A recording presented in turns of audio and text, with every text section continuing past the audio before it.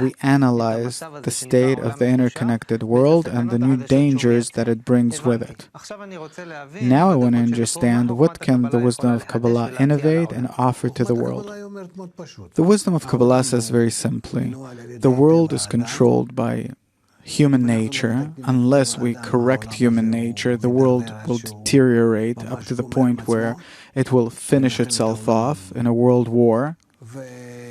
And if we want to be saved, then we have to correct human nature. There's no other way about it. And to correct human nature, this is something that you can do only by pulling from nature, deriving from it, besides the evil force that necessarily comes to us, that develops us, also the force of good.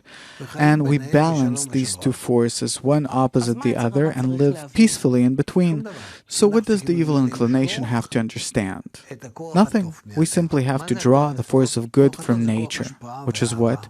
The force of love and bestowal, of mutual consideration. This is what we have to be engaged in, not to deal with the evil inclination, but to develop the good inclination. And where does this force of good exist? Also in nature, only we have to draw it from there. Where does it exist in nature? In the ecosystem, where? In the environment, in the ocean, in the air, in the what?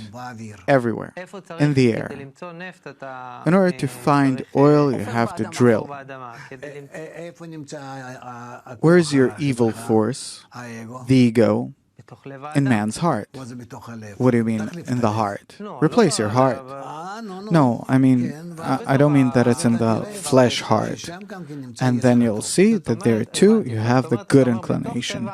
So you're saying that in the human nature that today seems destructive, negative, the evil inclination as you called it, that uses the entire world to its own benefit and enjoys harming others, inside that same person, there's also the potential of the good force. Not a potential, also the good force. Only that the evil force is revealed by itself, and the good force, we have to derive it through our own efforts. Okay, suppose we do it. Then a person will exist between these two forces. How will the interconnected world be then? A good world. You'll know how to use the good force for the better and the bad force for the better.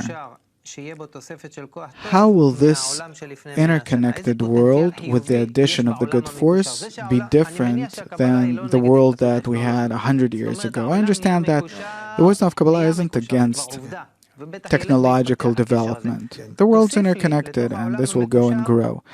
Into this interconnected world, we add the good force. What is the positive potential of such a world? The good connection between everyone. Mutual help, everything's good and nice.